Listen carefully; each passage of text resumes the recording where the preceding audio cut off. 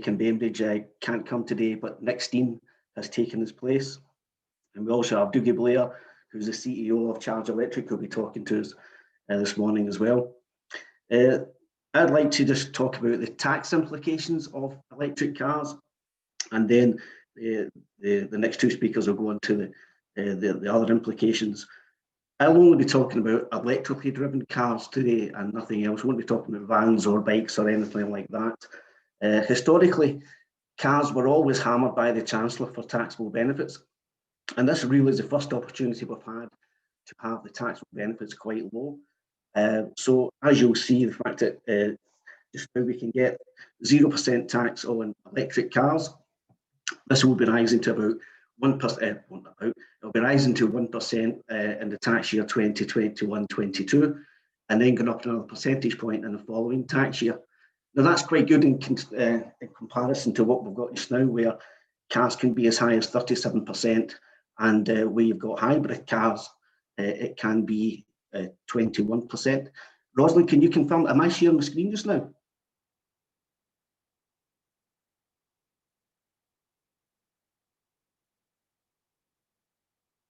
No, you're not. Right, okay, good, okay. Sorry, let me just get the technicalities sorted out then.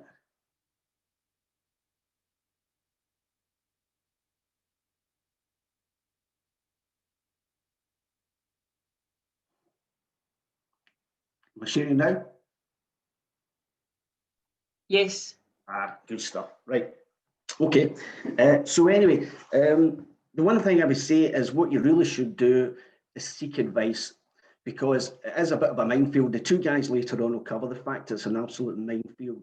There's lots of misinformation out there, and rather than go and get yourself involved in any kind of long-term finance deal or car deal, then really what you should do is seek advice up front from ourselves or any other. And I would always say it should be professional advice. Don't go looking for advice from somebody around the golf club or down the pub. Not even going to get into the pub in the next couple of weeks, mind you. But yeah, definitely seek professional advice on the subject.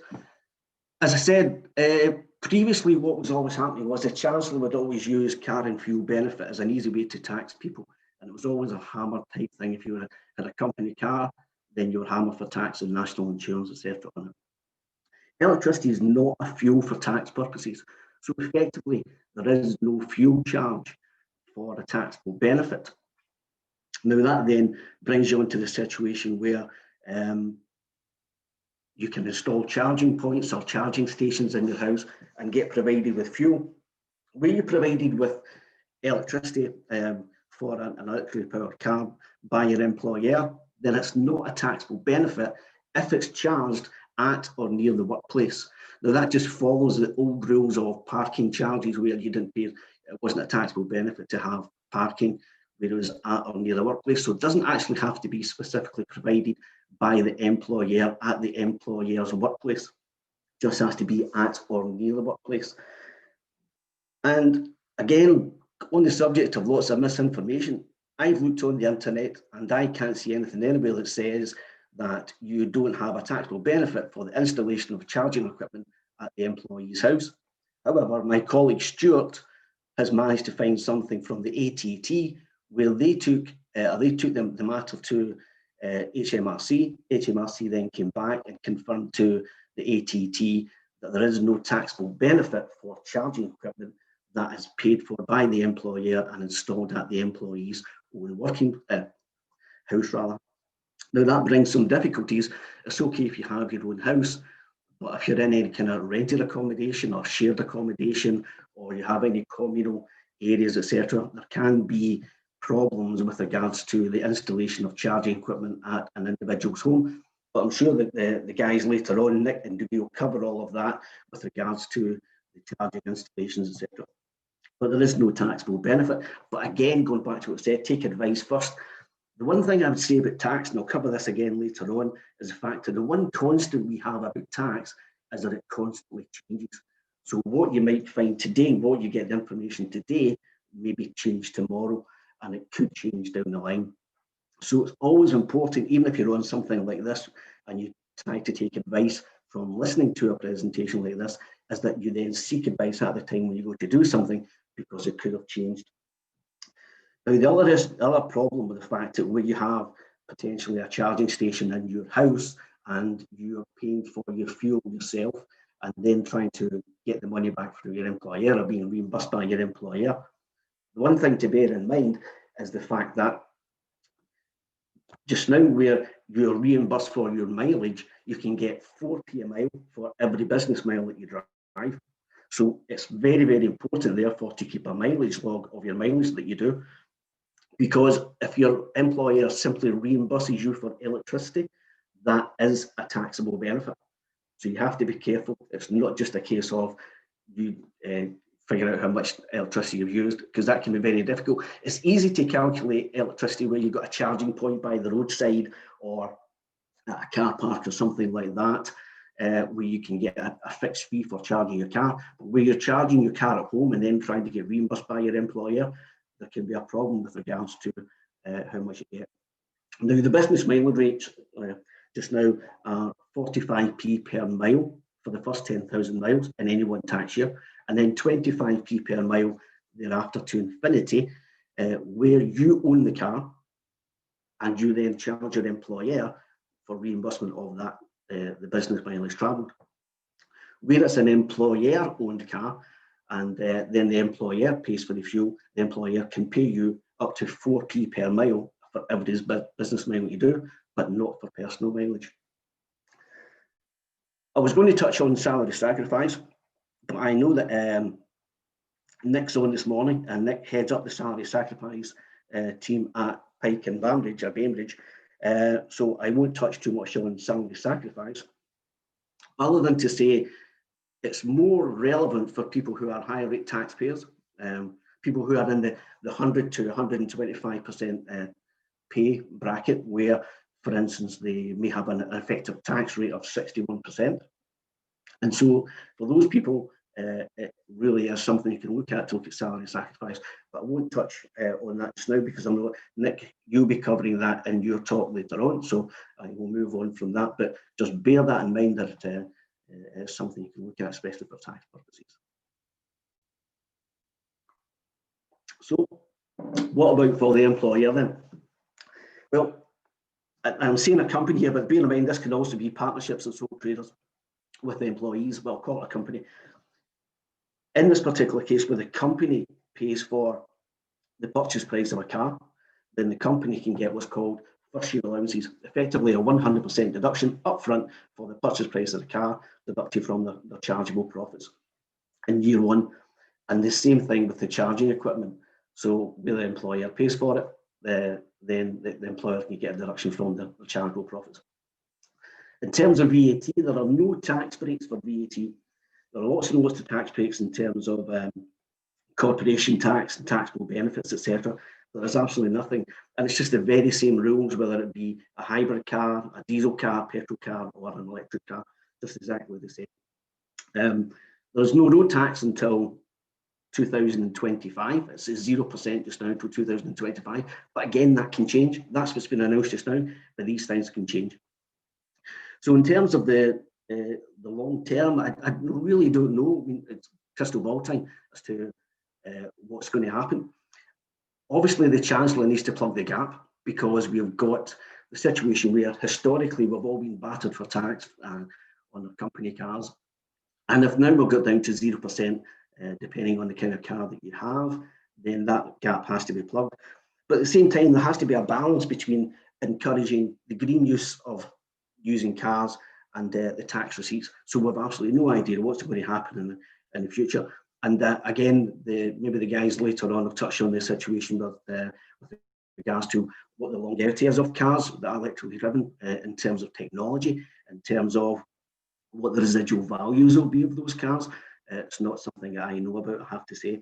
And whether technological advancements will leave your current cars redundant in a few years' time, no idea. But maybe the guys later on will touch on that. And as I said earlier on, the caveats would be the fact that seek professional advice every time. Don't take advice from someone else. Take professional advice every single time, and don't rely on what you're hearing today as being exactly what will be the situation going down the line, because it can constantly change. So that's kind of potted history in very, very, very, very brief position with regards to company tax on cars. Now, this is wholly electric cars. Vans are a different situation as well. They've got their own rules. You can get 0% tax on vans, where you will have very, very minor private use and use them for business purposes. Electric bikes, the revenue is a bit behind in terms of trying to catch up with technology, but there are still tax breaks, and there's a kind of a flowing hybrid between electric bikes and cycle to work scheme, etc. So again, just seek advice on that if you're thinking of going down the lines of getting something like an electric bike, etc. So that's really all I've got to say, other than the fact that we've got our two speakers who are going to come up. What I'll do is I'll leave the questions and answers to the end. We're going to have the guys doing a presentation each, and then we'll cover a Q&A at the end. And we'll cover questions from anybody that wants to ask any questions at that point. So without any further ado, I shall minimise this, and I'll pass you now over to Dougie Blair, who's the CEO of Charge Electric. So Dougie, if you want to share your screen. No, I don't have any screen to share. Thanks very much. Right, okay. I'll keep it simple. I just do the talking bit. I don't have anything. I've got a couple of notes in front of me, but that's just to keep me just to keep me right. Right. The transition to full e-mobility, it's a bit of a minefield, to say the least. And it's something that we're all not going to be able to avoid. If you drive a vehicle at all today, it's going to be petrol, diesel, it's going to be a van, it's going to be whatever it's going to be. If you're going to be using your van or vehicle to turn up to your work, then at some point over the next decade or so, if you haven't made the switch, you'll be switching to electric vehicles. And by 2030, of course, the government's target is to ban the sale of new petrol and diesel cars and allow hybrids to be sold thereafter 2035. The reality is the transition is going to be driven by the car industry, not really by government legislation. It's one thing the government having a target of 2030. It's quite another that Tesla and VW and BMW and all the major car players out there today are all moving away from petrol and diesel like they're going seriously out of fashion, because they are going seriously out of fashion. And as such, you'll find that if you do any research in this subject, you'll see that most major manufacturers are already developing multiple tens of new vehicles that are all going to be on the road by 2025. And of course, with benefit in kind at 0% at the moment, coming to change it to 1% come April, and all the other tax benefits of driving electric vehicles, and the fact that you've got your own filling station at home is a major bonus. Well, for most people, if you've got off-street parking. And being able to charge a vehicle at home, use that to go to and from your work, the implications initially don't sound that bad. Right. As an employer, preparing your business to accept that over any given weekend from this point onwards, any of your employees could decide just to go down to the local car dealership and buy themselves a Tesla. They turn up at their work on Monday morning and say, hey, where can I plug this in, please? And before you know it, you've got an extension cable hanging out a window to charge somebody's car in the car park, because you haven't been prepared. So preparing your business for your employees making decisions that you know nothing about is one issue. But preparing your business for how you're going to transition your entire fleet of vehicles, or any vehicles that turn up to your workplace, whether it's vans or cars from visitors or suppliers or whatever. So preparing your business or businesses of the people that are clients of yours, depending on what your business is. I don't know. I mean, a lot of you listening in today will be in the business of looking after clients. So it's your clients that will also have to address this, not just yourself. In reality, what most people do in this industry is they wait till they've bought themselves an electric vehicle, then they worry about how they're going to charge it. They think they're going to use the public charging network before they realise the public charging network's pretty appalling and very unreliable at best. So they Google EV charging, and before they know it, they've got an electrician at their workplace putting a charger in. That electrician looks at what or makes an educated guess as to what the power consumption is likely to currently be at the workplace, and then makes a decision what capacity of charger is best to install based on what electrical supply is there at that point. Now, At this point, because uptake's not massive, most electricians and most installations of EV chargers at workplace, they kind of get away with the fact that you can fit a charger and it will probably work.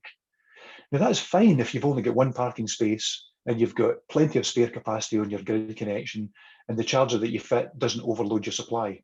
But what happens if your car park's got 50 car parking spaces and all your employees today are turning up in petrol and diesel cars, and by 2025, maybe 50% of them turn up in electric vehicles? How do you know whether you've got enough spare capacity on the grid connection you've got to your business to know that you can put 10, 15, 20 chargers in your car park? And how do you know if the kit that you're buying is good, bad, or indifferent? Does that kit come with full upfront capex cost? And these costs can range from £2,500 to £6,000 per parking space per EV charger. So to put it in perspective, most businesses will not want to spend the money to provide EV charging just for their workforce. But they won't have a choice, because otherwise their workforce will have to go and work somewhere else where the employer is providing EV charging as part of the deal. So providing EV charging for your workforce is an essential and unavoidable consequence of the transition to e-mobility. But preparing for that is fraught with so many difficulties. And what I spend every day in life doing is speaking to individual businesses about what their business model looks like. How will the transition to e-mobility affect the day-to-day running of their business? Do they need to be able to charge cars quickly to come into their car park, charge and get back out because they're maybe doing local deliveries? There might be a Hermes delivery, last mile delivery service, for example. Or are they quite happy to have vehicles sitting overnight in a car park for use the following morning? Now that's mostly going to be work vans and that type of thing, but I'll come on to that later. So preparing the business for that transition, what we do is we sit down and do a fact-finding exercise with each business. We look at how the effect of changing to e-mobility is going to affect that business. And from the very first car that turns up in the car park that's electric to the very last car in 10, 15 years' time until we're at 100% transition, there's going to be staged rollout and deployment of EV chargers in the car park. And as a result, staged consequences of that expansion. And those consequences will inevitably lead to grid constraint issues. That's one of the main concerns. The grid connection to most businesses has historically been based on lights, PCs, a couple of bits and bobs running in the background, and not really very heavy power consumption, unless you're a heavy industry, of course, where you're heavily involved in electricity for heavy machinery. But for most businesses, it's lights, PCs, that type of stuff. And invariably, you'll have a 69 kVA or 100 amp three-phase supply at most businesses, which is fine if you want to add 1 or 2 chargers in the car park. However, if you're going to be installing 5, 10, 15, 20 chargers in a car park, what we need to know as a company, we need to know what your historical power consumption behaviour patterns look like. And we get that from what's called half-hourly data. Now, that half-hourly data is logged by your energy supplier if you've got a smart meter. You can request that information. You might have to pay for it, it all depends. We take that information, we crunch the numbers, and that gives us a starting point as to what your historical power consumption behavioural patterns look like, for us to then know what grid constraints lie ahead in the short term, and whether you need to be phoning your network operator to get a better grid connection in anticipation of adding more chargers in your car park, for example. Now, if you don't know the starting point, you're guessing as to whether you've got enough power to actually do what you need to do, which is provide charging for the 1 or 2 vehicles that are turning up initially. Further to knowing the historical patterns, what we also want to know is what are the real-time effects of deploying EV charging in your car park, and how do those real-time power consumption behavioural patterns affect the long-term proposition as you transition to full e-mobility over the next decade. So we've developed a very clever piece of kit, which we call our Smart Utility Management System, or SUMS unit. That SUMS unit fits at your cable head at the main incoming supply from the national grid, and it monitors real time what's going on second by second, minute by minute, week by week, month by month, season by season. So very quickly, we gather that information and we can work out in advance of problems taking place, we can work out when you're going to run into grid constraints and when that's likely or most likely to happen based on your behavioural patterns. Now, armed with that information, we can then come to you and say, look, in 6 months' time, on a Tuesday afternoon, you're going to run into your first grid constraint where the vehicles in your car park simply won't have enough power to fully charge. We need to anticipate when that's going to happen. We need to then mitigate against it happening and look at all the options to avoid having to just simply pick up the phone and ask for a bigger grid connection, because that's going to be the single most expensive way of solving the problem. But it's the way the energy companies want you to solve the problem. They want you to ask for a grid connection upgrade at great expense to you, because that's their business. Our business is to avoid you doing that or make that a last resort. What that will involve is not just understanding your behavioural patterns, but also planning to deploy things like renewable power generation, whether it's solar PV, wind power, even hydro in some cases, battery storage, air source heat pumps, ground source heat pumps, LED lighting, and other energy saving measures. And with the data that we gather real time, we can say with complete certainty at any point when you're going to run into the difficulty and how to mitigate against those difficulties and what level of solar PV capacity will be required to bridge the gap that the national grid can't bridge, such that you can avoid making that phone call and getting a grid upgrade and having to pay for it. So when you think about just the transition of your employees switching to electric vehicles, it's not just a case of we'll stick a couple of chargers in and we'll hope that it works. That never will work. So that's EV charging sort of covered.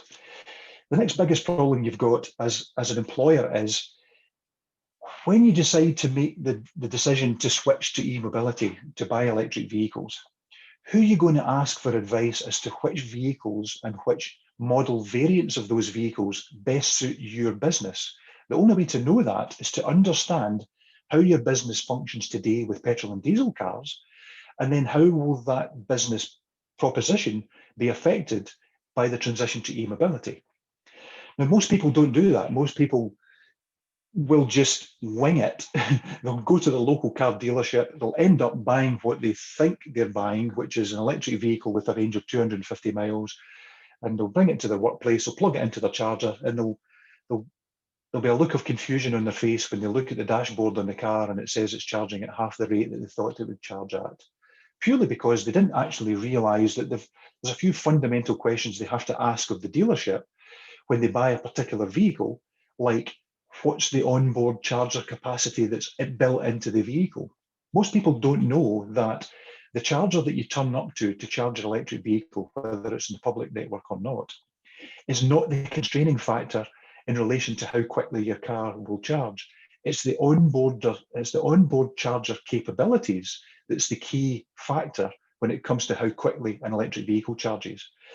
And unless you pick a vehicle that you know what the onboard vehicle charger capacity is, you're then stuck with that vehicle and its onboard constraint when it comes to charging it at work. Now, you might end up with a vehicle that you've just signed a 3-year lease deal on, which you have to live with for 3 years before you can then actually buy the vehicle with the onboard charger capability that you should have bought first time round, purely because it's very difficult to get proper, unbiased, independent advice on which vehicles and what quirks of which vehicle types are out there today.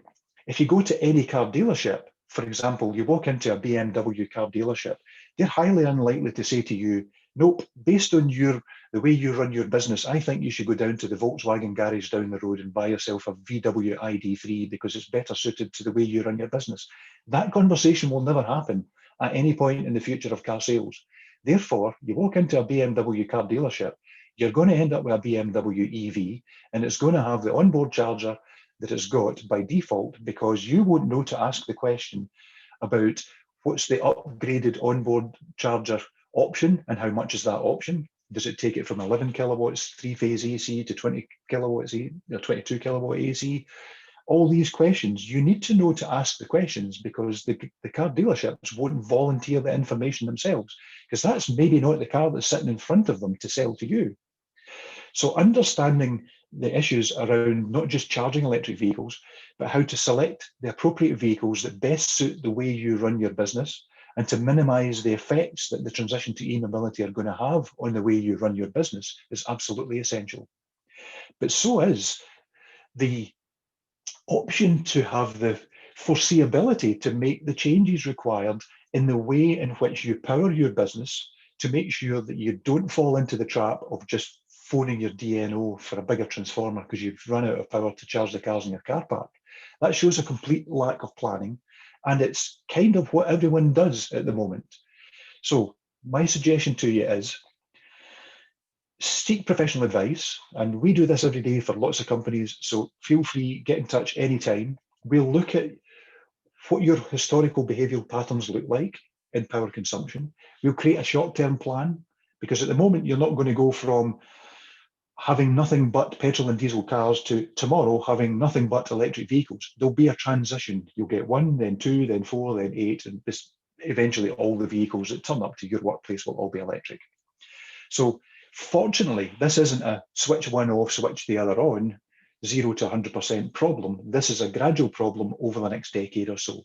But you have to plan it now, you have to get it right now, and you have to take advice that allows you to make informed decisions about what vehicles you need to pick, what vans you need to pick, potentially, and what EV charging infrastructure you're going to need. That brings me on to EV charging infrastructure.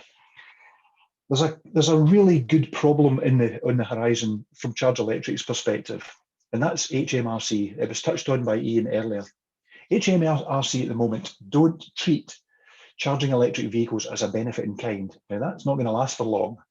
Once you've got your entire employee base turning up to work and charging at work, and you're effectively giving them free electricity, it's going to turn into a benefit in kind, trust me. As soon as that happens, the vast majority of EV chargers that are being installed today can't distinguish who charged what vehicle against whose name and to how many kilowatts. That's not an easy problem to solve. And most of the kit that gets installed today, and we know this because we install it, most of the kit that gets installed today doesn't have that data buried in the charging session information. So you can't tell that Mrs. Smith took 15 kilowatt hours on a Tuesday afternoon. Therefore, the benefit in kind calculations the HMRC are going to ask for, probably within the next couple of years, are not going to be extractable by the kit that's being installed today. So if you think it's expensive getting EV chargers installed today at £2,500 to £6,000 a charger today, HMRC is going to force you to rip it all out and spend all that money all over again in 2 years' time to make sure that you've got kit that actually can gather that session data such that on a monthly basis, you print out an Excel spreadsheet that's got a list of all your employees and how many kilowatts they all got, such that the benefit in kind calculations can be made. So unless the kit has got the capabilities today of predicting the HMRC are going to change the rules, which they absolutely will, then you're going to be investing in something that's a complete waste of money. So again, what Charge Electric have done is we've developed kit with our smart utility management system that I mentioned earlier. That sums unit actually has the ability to not only look at your behavioural patterns from power consumption point of view, but also can identify the individual users that are using the chargers and effectively log the information around charging session data. So when the rules change, it's not an issue for us. All we do is add on that feature to the services that we provide to our clients that are using our kit at their workplace. And that additional feature may cost you an extra £10, £15 a month or something like that for us to crunch the numbers for you to then present to HMRC. And it gets you out of that problem overnight.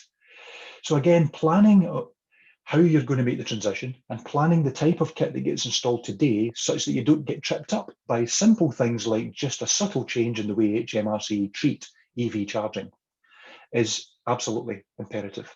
So it's not only choosing the right vehicles, choosing the right onboard chargers, choosing the right chargers at the workplace, but making sure you've got a range of services and a range of people behind the scenes that can prop up those services to anticipate all the issues you're going to run into and mitigate against those issues severely affecting your business. Now, it was mentioned earlier on about charging at home. So where employees don't have or do have off-street charging and they're taking a works van home at night that's electric, for example. Classic case at the moment, diesel van goes home at night for the weekend, Monday morning, that employee turns up to their work directly from home, goes straight to site and starts work. Right, that's fine. Switch that van to electric, try to do the same thing. As soon as you suggest taking that van home for the weekend, what's going to happen is, no, I'm not charging that at home because that's my electricity. That's the excuse you'll get. So you're going to say, right, okay, we'll reimburse you the cost of that electricity, which at this point is not a benefit in kind. And even if it doesn't ever turn into a benefit in kind, what charger are you going to install at the person's house that gives you charging session information and separates that out from other power consumption within that house, such that you know exactly how many kilowatts have been used, such that you know exactly what to reimburse? So you need to make sure the kit that's installed in the person's house, you can see the kit. It's on a platform, software platform behind the scenes, along with your own kit that's in your own car park at your workplace, such that the charging session data for the home charger is embedded into the charging session data for the workplace chargers. That's how to cleverly do it. That's not how this industry works. The way this industry works, the electric van goes home to the person's house, and inevitably the person who's got the house goes on Google's EV charging, and before you know it, you've got an OLEV approved installer turns up, offers a grant, a charger gets installed, and hey presto, they can charge their van. And it'll 99% of the time, it'll be a charger that doesn't have the capabilities of even collecting charging session data, therefore you can't reimburse it. So again, you've got to get that part right. So on the face of it, the transition to e-mobility sounds fairly straightforward, but actually behind the scenes, technologically, it's going to involve a mammoth task, not just in providing the electricity to power the chargers to keep your business functioning properly, but also avoiding all the pitfalls along the way, the phone calls to DNOs for bigger grid connection upgrades, etc., etc. And with the clever use of data, what we're able to do is predict when the issues are going to take place and then offer you solutions before you need to implement them, such that you can make informed decisions at every stage of the transition, so that you can have a very clear path and a clear roadmap for the next decade to full transition to e-mobility. Now, just briefly, within the range of services that Charge Electric offer, I've touched on EV charging the car park, EV charging at home, fleet vehicles, the importance of understanding how those vehicles need to be charged and get back out into the road, all that type of stuff. When it comes to the value in the data that we are gathering on your behalf, the data that we gather is your data. And we crunch those numbers on your behalf such that we can give you certainty and predictability. It takes the guesswork out of the whole shooting match.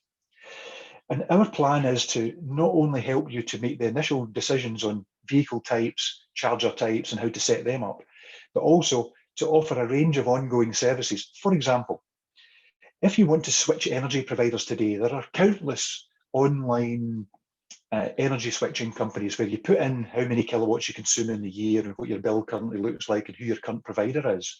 And hey presto, you'll get a range of different tariffs from different different suppliers that you could choose to switch to.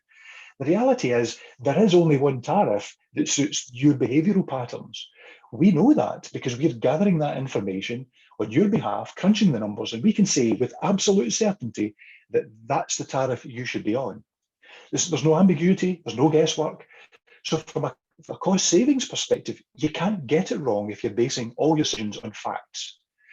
The EV charging industry and the EV industry as a whole don't really care how you run your business and whether you base your business on any facts at all. That's not their business. Their business is selling you vehicles, and the EV charging industry's business is selling you chargers.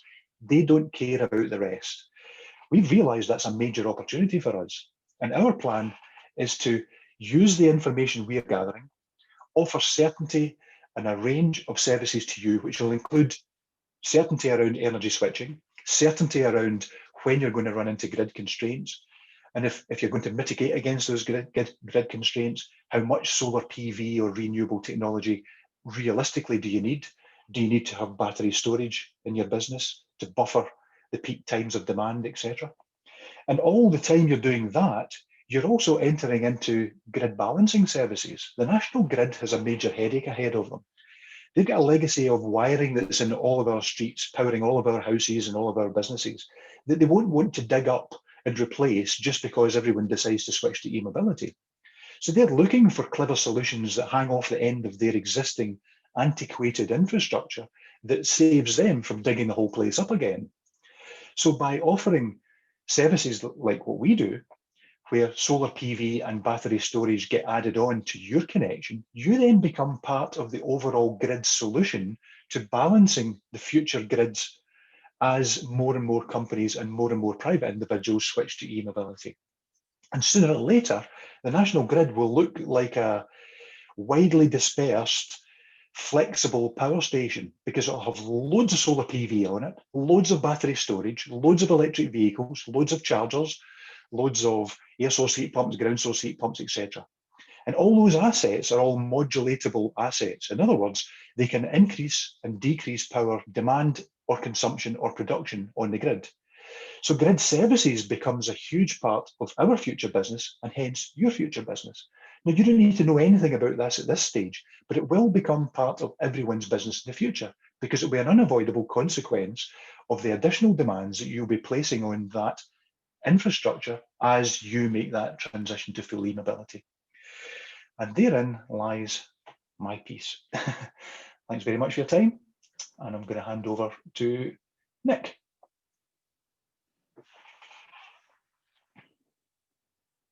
And we can't hear you, Nick.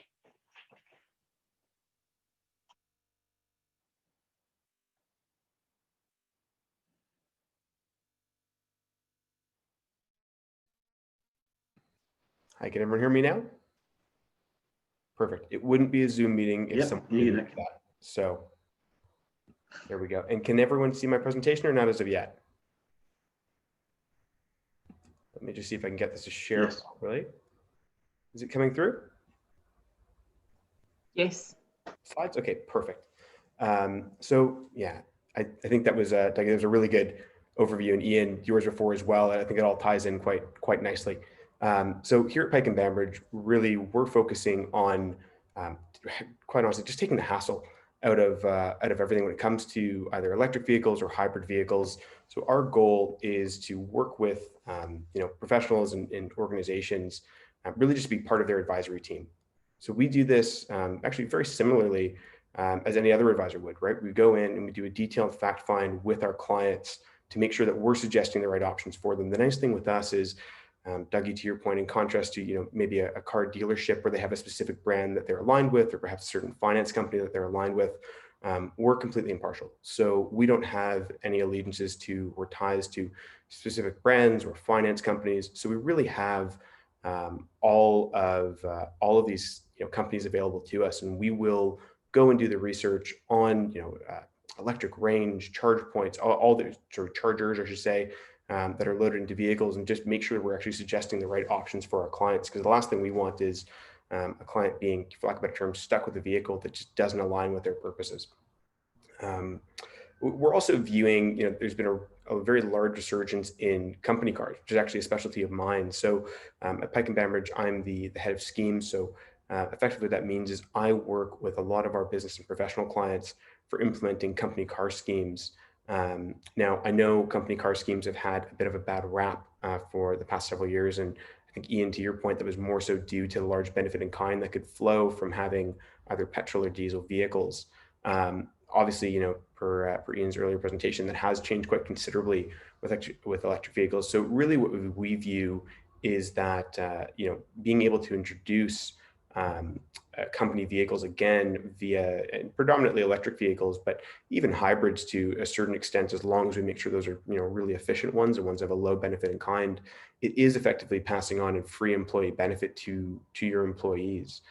So typically, we say not necessarily for everyone in an organization, perhaps more so your senior staff members Those will be the individuals who do have those higher salaries and who will be benefiting from that the most.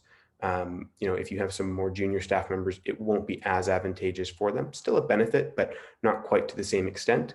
And again, where do you want to align that from the standpoint of who are you providing this benefit to? Because of course, even though no, it doesn't necessarily come as an additional cost to the company, there is some additional risk there because it is a company, or the company itself is then taking on the risk of having these vehicles for a period of time. So really, we just want to make sure that we're taking a considered approach in reviewing all of those details.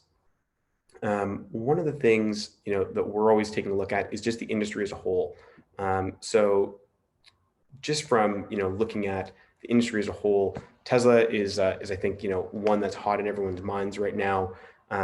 They have really it's been a boom, and just seeing what they're being able to deliver. We've worked with a lot of different Tesla clients, and a lot of their different vehicles have a really good sense of the market, but certainly not the only electric vehicle on the market. And I do think based on utility, which is one of the main things that we focus on at Pike and Bambridge, is just getting a sense of really what do our clients need, what are they going to be using this vehicle for.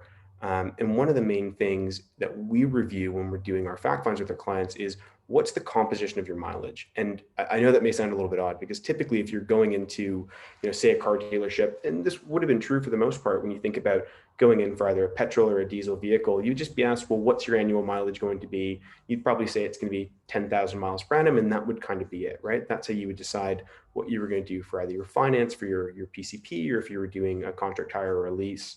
That's what you'd go in for. Really what we discuss is a little bit more detailed. What's the composition of your mileage? So are you someone who needs to do very long trips? You're constantly out seeing clients, or perhaps going and visiting family, and it's going to be 500 miles round trip.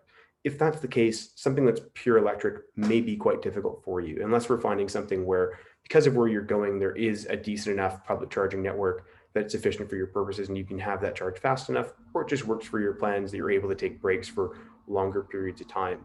If you're someone, however, who does rather short trips on a more frequent basis, an electric vehicle could be perfect for you, right? You're able to charge it overnight. You're really only doing kind of your commute to work, things like that. That can line up quite well.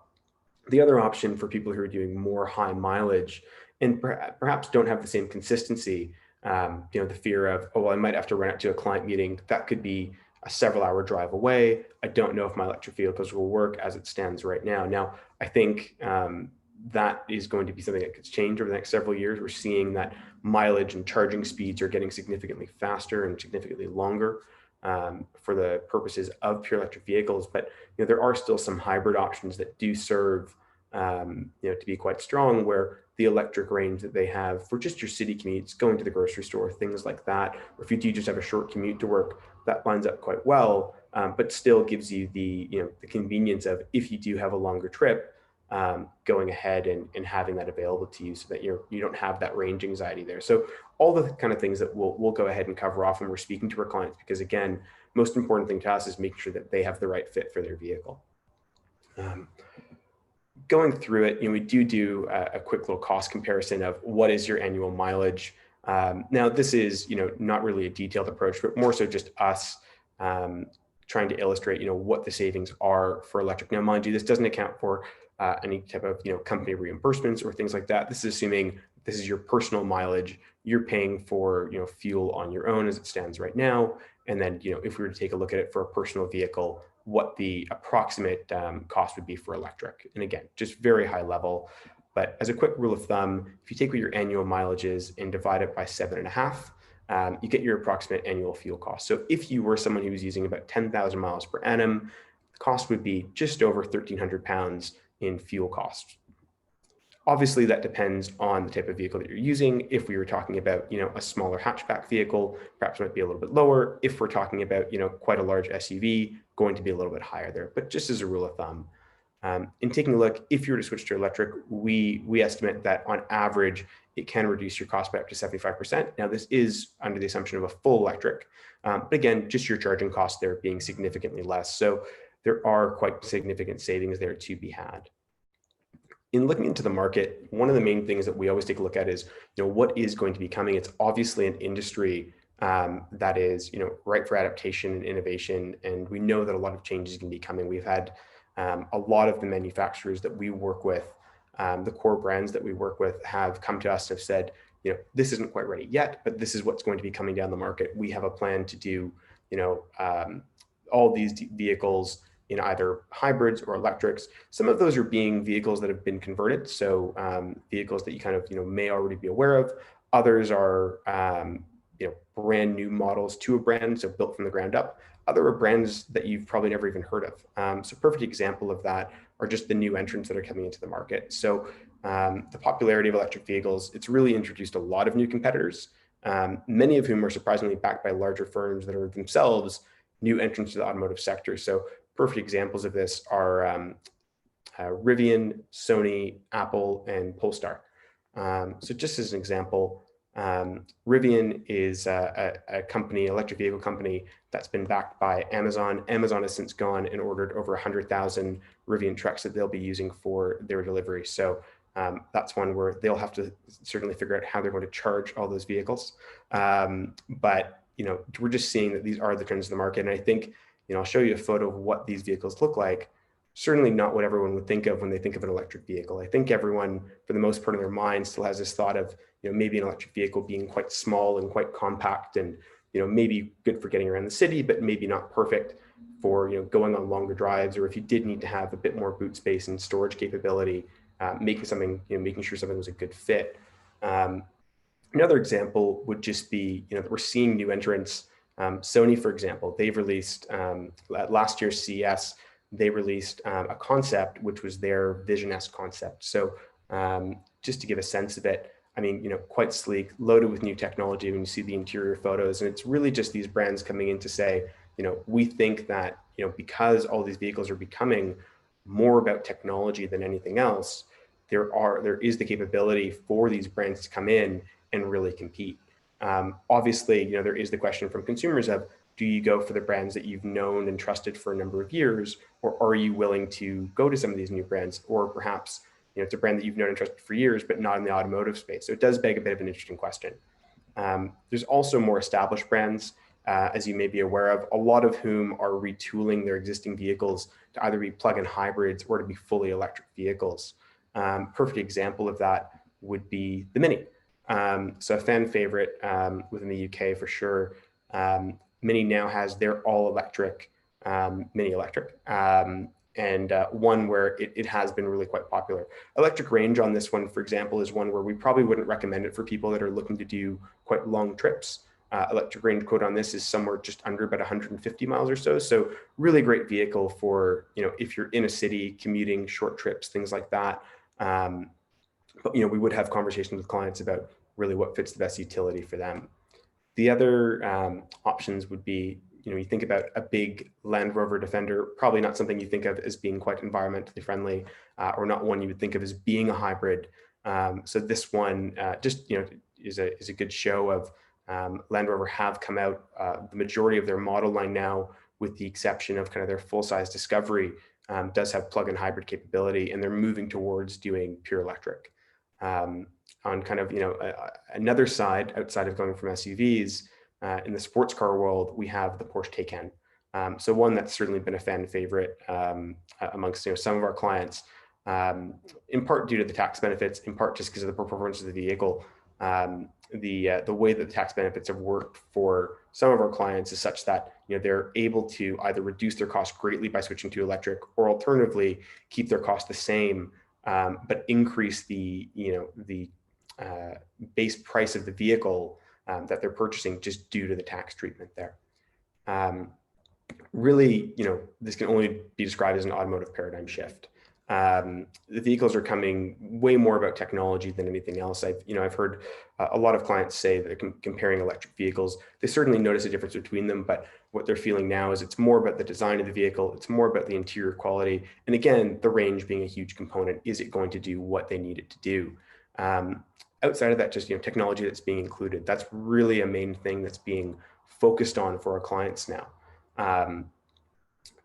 I'll show another vehicle that you may not expect to be electric.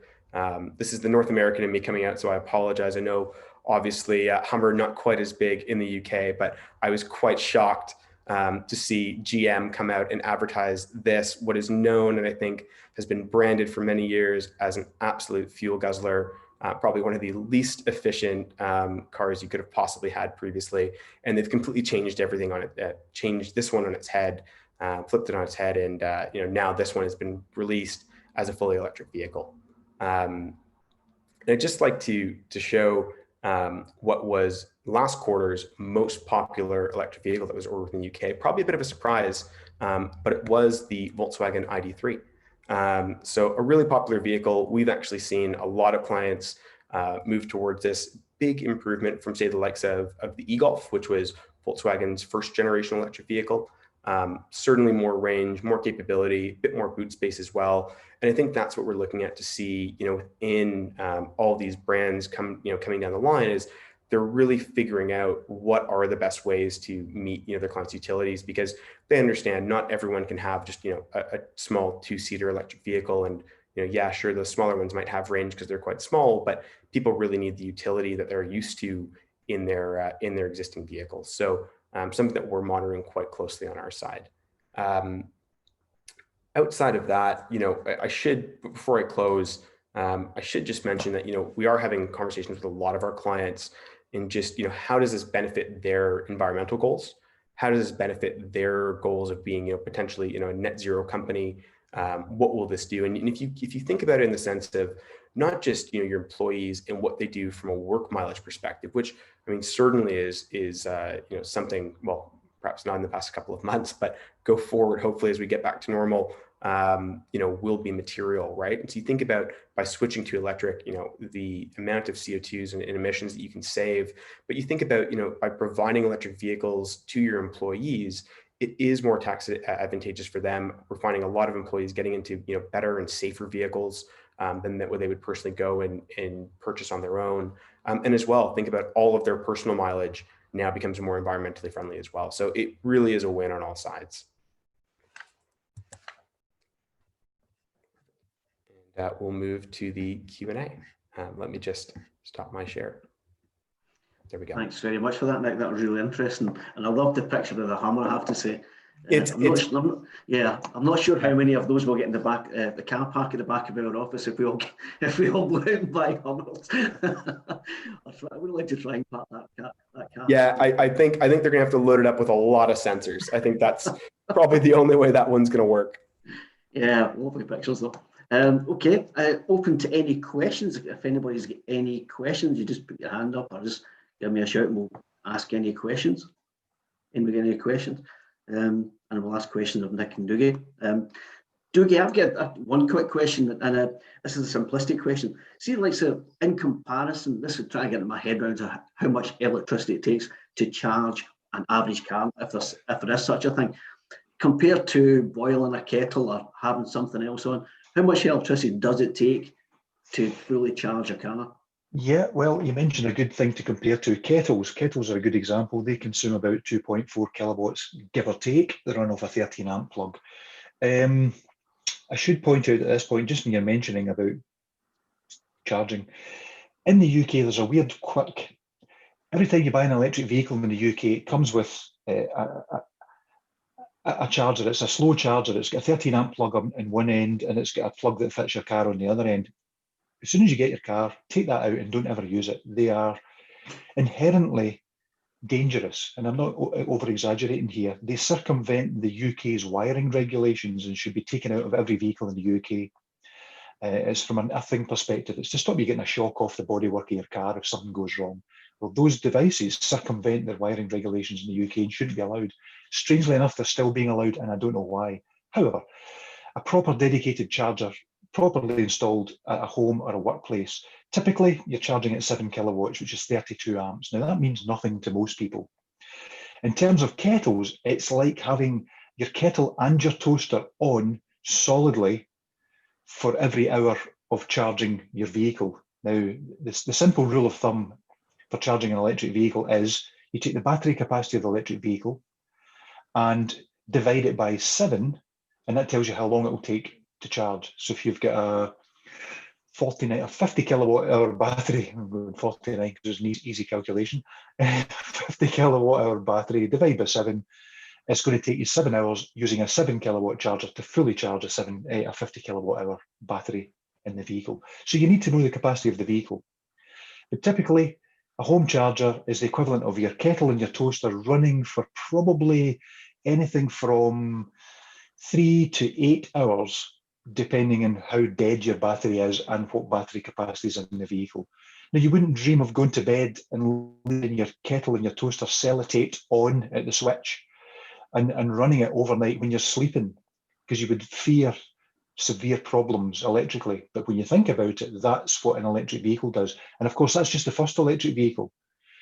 If you're a two-car family, you're both going to switch to electric vehicles. How are you going to charge 2 cars? In fact, my question to house builders every day is, why are you building 5-bedroom houses today with a 60 amp cable head, a 60 amp grid connection? Who's the house for in 5 years' time? Nobody's going to buy the house, because you can't charge any more than 1 vehicle, possibly 1.5 vehicles, using a 60 amp cable head if you've already got toasters, kettles, microwave ovens, fridges, freezers, and an electric shower. That's the killer. You might just go to B&Q and buy an electric shower. All of a sudden, you've lost the capability of charging your car. There's a whole bunch of things need to be understood before you just blindly go out and buy an electric car and blindly expect to be charging at home and everything's going to be okay. Probably it's not. So, yeah. What was your question again? In comparison to a kettle, always, do you? In comparison to a kettle,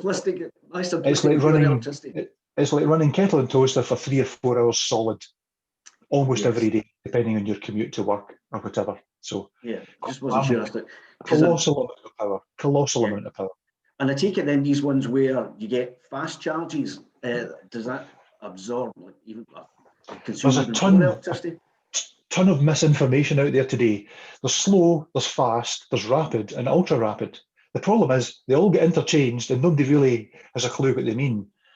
Slow is the one with the 13 amp plug on it that's in the boot of the car that you should throw in the bin when you buy the car. That's slow. Fast is considered anything from 7 to 22 kilowatts. In other words, normal home chargers and normal workplace chargers, and what's called destination AC charging, which is what you would expect to find at Tesco and Asda car parks. Rapid is what you find on the public charging network or at service stations on the M6, for example. If you ever drive into any service stations at the moment, you'll see there's a whole row of Tesla superchargers, and then there's one rapid charger stuck in the corner somewhere that's all rusty. Right? It's the rusty one you're going to be expecting to use unless you've bought yourself a Tesla. That's how bad the public charging network is at the moment. It's appalling. And I'm not winding you up, it's appalling. If you've got a Tesla, you're joining the big boys club. You get access to the Tesla supercharging network, and it's a reliable network. And Tesla got their act together very, very early on, and they created the network before they created the demand and need for the electric vehicle, such that they were solving the problem before the customer said, we've got a charging problem. Very clever marketing technique. Now, rapid is 50 kilowatts DC and above. Okay, it can be less than 50, but it's generally 50 kilowatts DC rapid and above. When you plug into a rapid charger on a public network, you're bypassing the onboard charger in the actual vehicle. So the onboard charger that's in the vehicle is to deal with AC chargers that you plug into, which is your home charger, the one with the 13 amp plug on it that you shouldn't be using, and your standard workplace chargers. They're all AC chargers, and they all use the onboard charger in the vehicle. Now, if you buy most vehicles like the ID3 that was mentioned by Nick earlier, by default, the ID3 comes with an 11 kilowatt 3-phase charger built into it, because it's designed for the European market where domestic properties have got 3-phase. You come to the UK and domestic properties don't have 3-phase, we've got single phase. So in the UK, you'll charge the ID3 on 7 kilowatts mostly, but on the public network, the ID3 charges half as quick as it otherwise would if it had an onboard 22 kilowatt charger, because most of the public charging AC chargers on the public network are 22 kilowatts. But you plug an ID3 into a 22 kilowatt charger, it'll only charge at 11 kilowatts because the charger that's in the car is 11 kilowatts, and that's the constraining factor. So you need to know to ask for the 22 kilowatt charger upgrade to the ID3 when you buy it, so that in the UK, you get full access to the charging network at full 22 kilowatts. And it's not unique to Volkswagen. Almost every other manufacturer have got quirks around onboard chargers and configurations and optional extras, etc.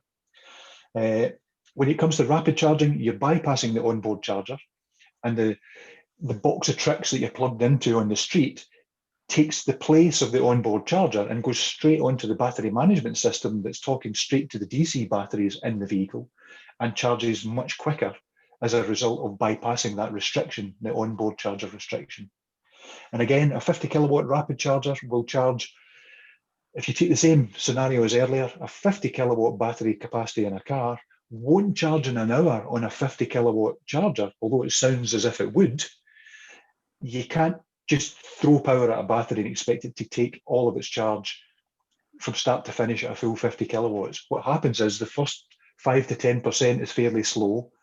10 to 80%, you can charge it at 50 kilowatts. And then from 80% to 100%, the power tails right off, purely because you've stewed the hell out of the battery by roasting it with 50 kilowatts worth of electricity. It gets hot, damn hot.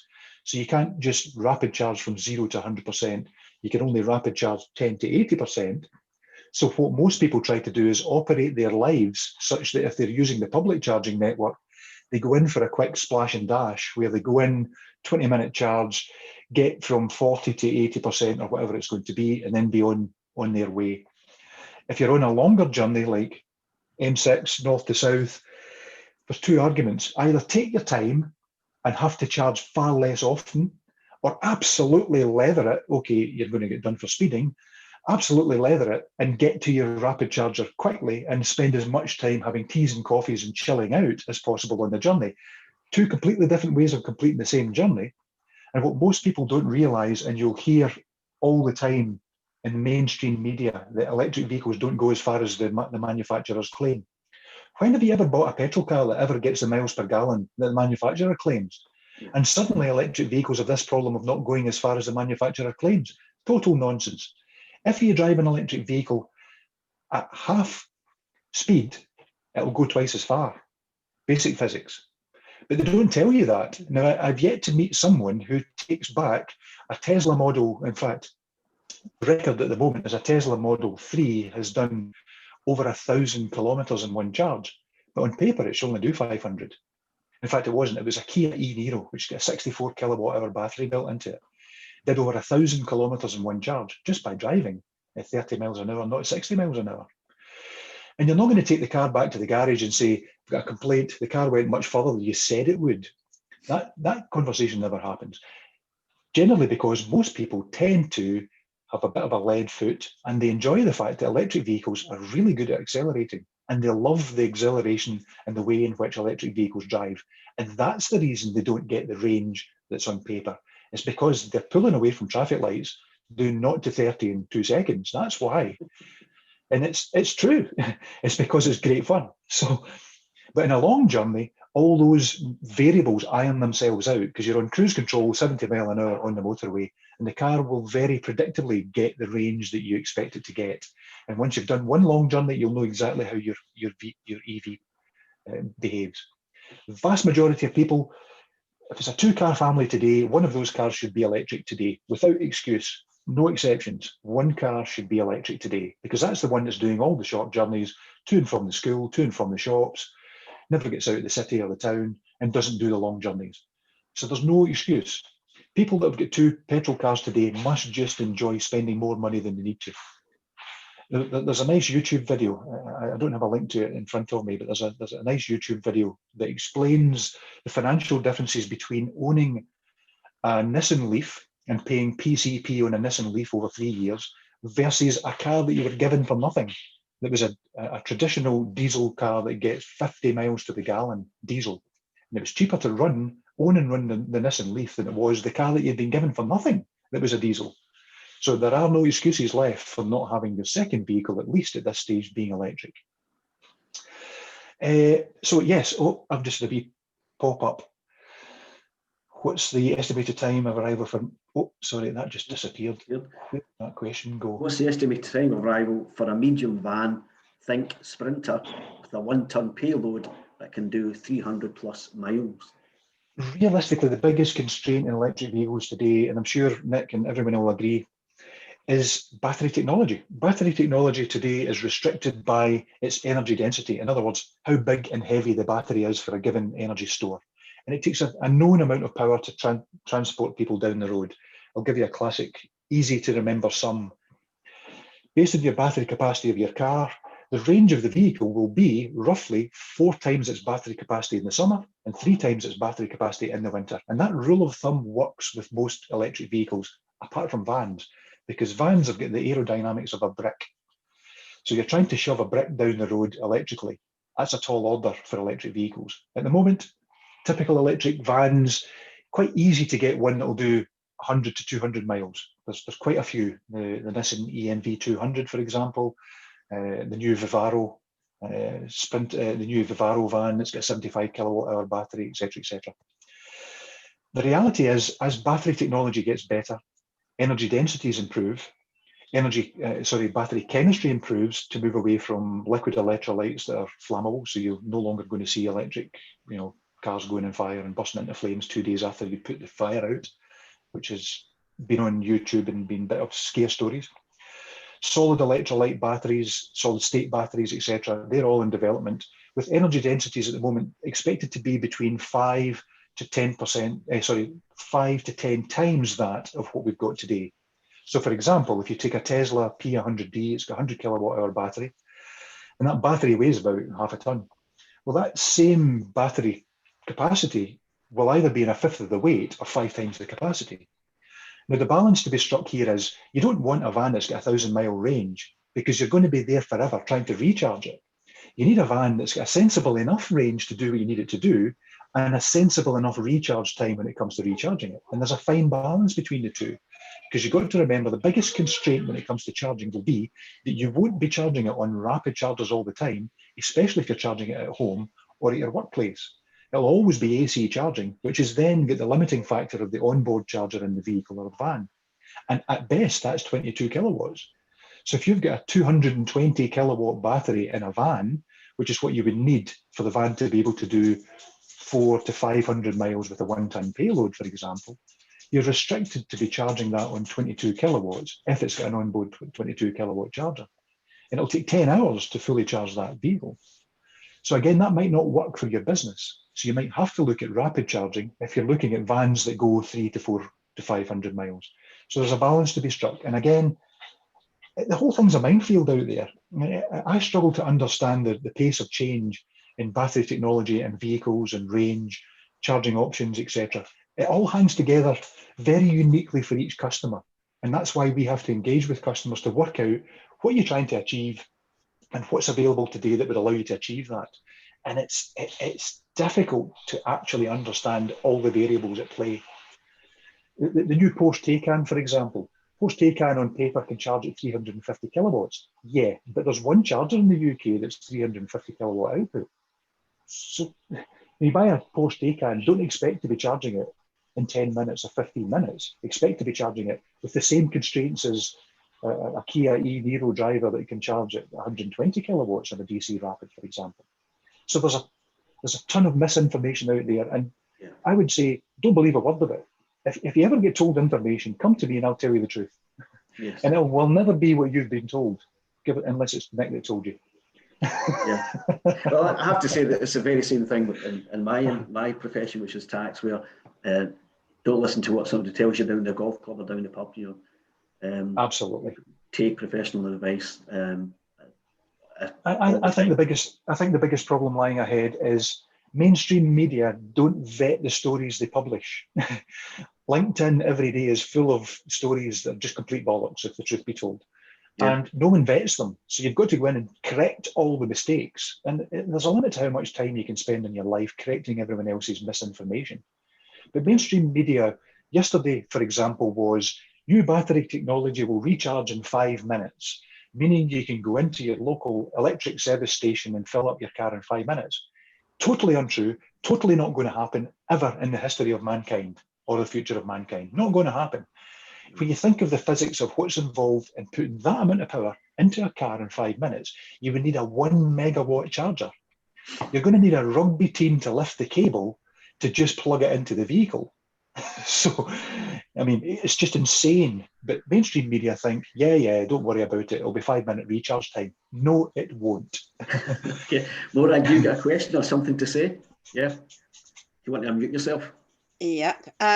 Yeah, I wanted to say thank you so much for this. And I've made all of the mistakes that Dookie's talking about. Yep. But some of that have been corrected. Basically, to cut a long story short, at the end of October, I saw an electric car advertised. Oh, what a great idea. Went out and bought it within 3 or 4 days. It was a second-hand car, and I bought it personally. The dealership didn't tell me the truth about how the range and things like that. So I made all those mistakes. Very quickly realized no, because I wanted it for business and personal. And fortunately, Ian gave me some advice and got some independent advice, and ended up buying a company car with a loan from Scottish Government, tax-free loan, all of those things, and have thankfully got around a lot of the problems that, as you said, Dougie, independent advice is so important. And even today, I've learned things from you, because there's still things I didn't understand about the DC, AC, all of that charging. But I can't stress enough to people how important getting advice before you start is. Not making the mistakes I made, but the advantages of it are fantastic. I mean, our business is about young people and Erasmus Plus, for anyone that's heard of it, and bringing people to Scotland, putting them on internships. And we've got people up in the Highlands at the moment. And because I got an electric vehicle through the company now, then we had to bring people down from the Highlands because of the latest lockdowns to go home, because they couldn't finish their internships. And it cost us absolutely nothing to take them, to go and collect them and bring them back, because we use the public networks. And I'm fortunate. I live near the Golden Jubilee Hospital. so there's a free public charging there, 22 kilowatt, which is fine. And so it actually cost us nothing in fuel costs to get those young people down from the Highlands and take them to the airport. So and it's so quiet. It's amazing, you know. Fully electric vehicle. I'm in love with it, but I made all the mistakes. So I just wanted to say thank you for all of this today. Learned a lot, even although I've now got a vehicle which I've had for kind of 6 weeks. But it is getting the right advice and take advantage of any breaks, and the fact that it's, you know, zero benefits and all of that. And it's just great. But thank you. Thank you. Thank you. I mean, one thing you touched on there that's very important, and it should be mentioned, Scotland and England are treated completely differently when it comes to electric vehicle charging. In Scotland, for the most part, you can charge your vehicle for free on the public charging network. It's called Charge Place Scotland. It's run by a company called Charge Your Car, which was bought by a company called ChargeMaster, which was then bought by BP. So technically, BP run the free charging network in Scotland. How ironic is that? It was them that got us into this mess in the first place, that set the target of 2030 to get rid of the petrol and diesel cars.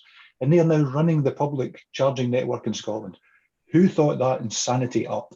It's public money that is being used to run a public charging network, and an oil company runs it. Insane. However, that network in Scotland, because it's free, it has prevented competition. There's no other privately owned, publicly accessible networks in Scotland. Okay, there are a couple of tiny ones, but there are no major alternatives to the CPS network. Now you might think, well, why would you? Because it's free charging anyway. Except it's becoming not free very quickly.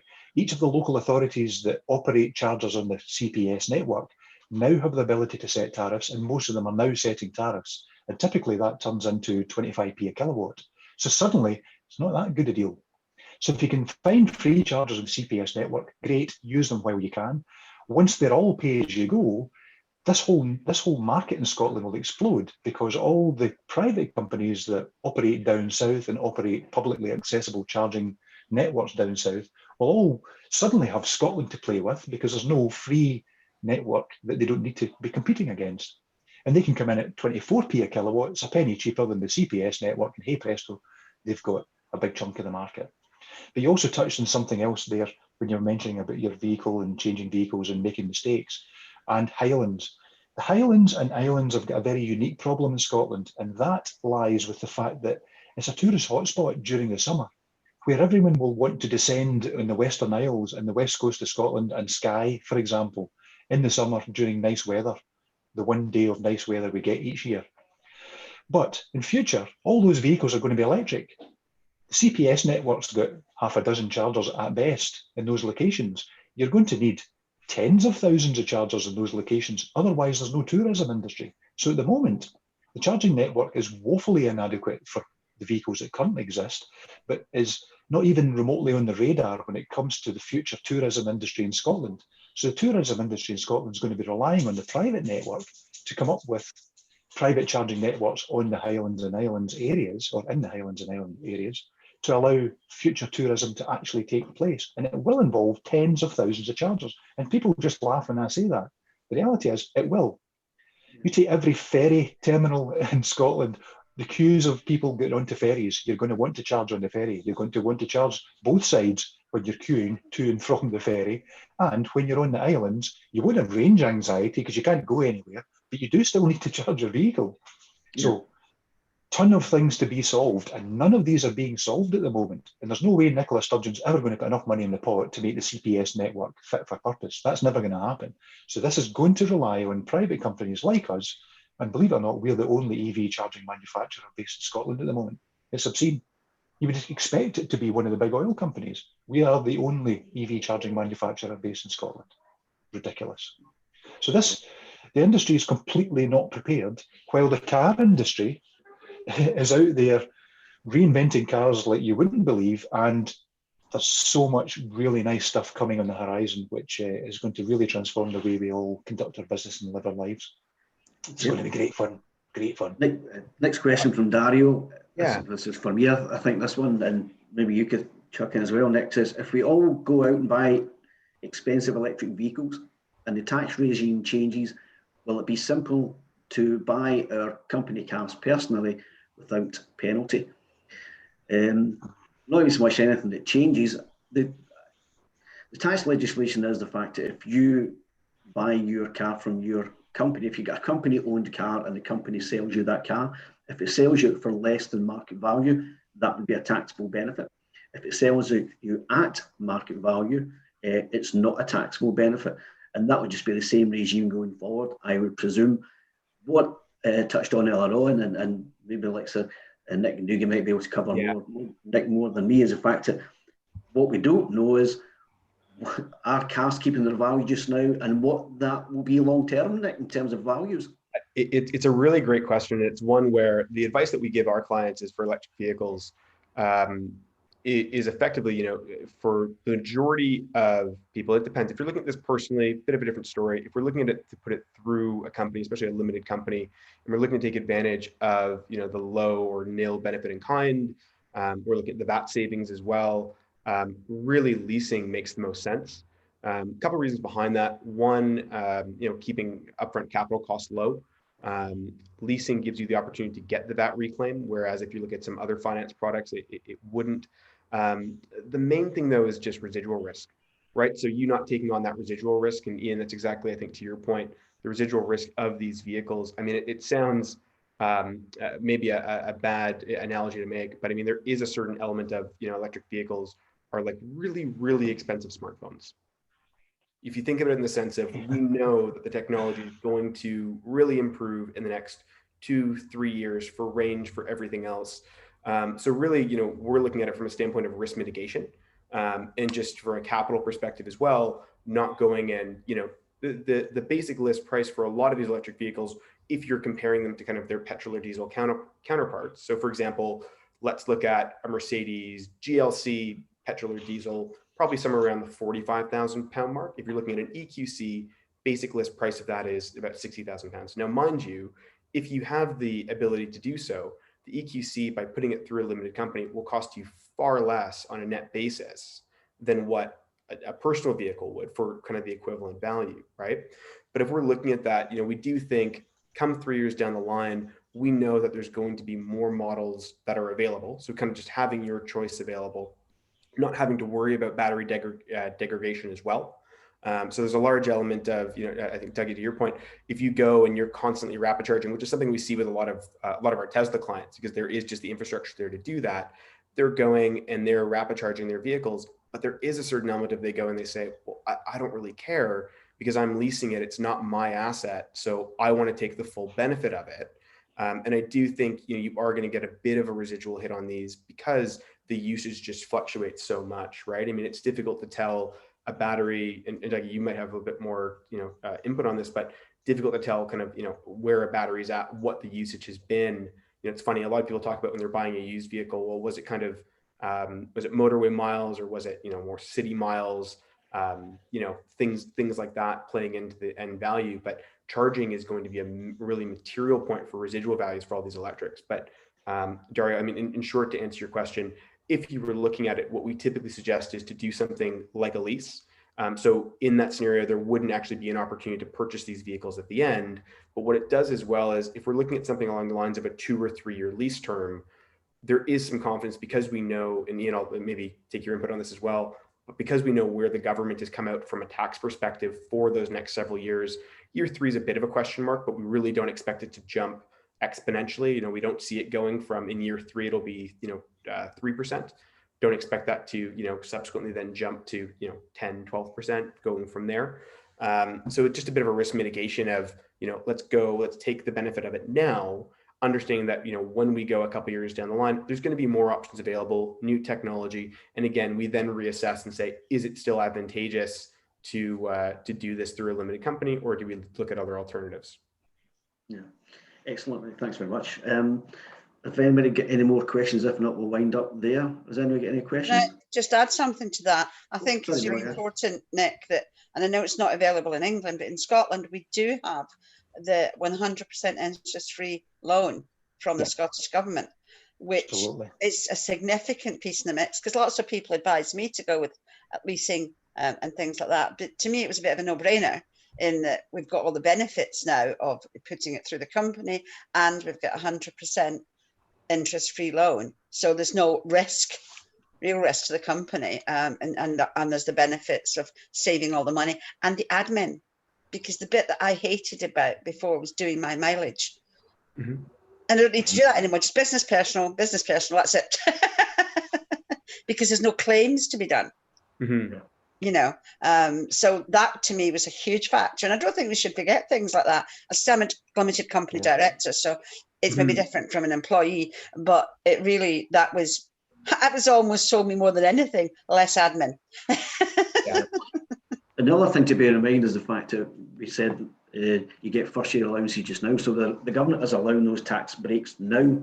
So take advantage of the tax breaks now, rather than saying, well, maybe think about it 3 or 4 years down the line, or whatever down the line. But you've got to weigh that up against what Dougie's saying earlier on, the fact that you install something now that may be out of date, it's not state of the art in a 3 or 4 years' time. So, but again, that's why you seek professional advice, I suppose. Okay, if no one's got any more questions, we'll just stop there. I'd like to say thanks very much to Dougie. Dougie, that was excellent. My understanding is, if you want a copy of the slides, Rosalind will make the slides available. If you're already on our BOMA list, then I think Rosalind's going to send them out to you if you're on our contact list. If not, then just contact us and we'll get the slides out to you. If you want to speak to anybody, contact them directly. Contact myself if you've got any questions regarding the tax side of things. Contact Dougie, contact Nick, or if you want to contact Nick's colleague, Piers, who is snowed in at the moment in Livingston somewhere, West Lothian somewhere, and sends his apologies. So I'd like to thank everybody for coming along, and please get in touch anytime. So thanks very much. Thank you very much. Thanks, everyone. Cheers, Nick. Cheers, Dougie. Thank you very much. Cheers now. Bye now. Bye, Nick. Bye, Ian.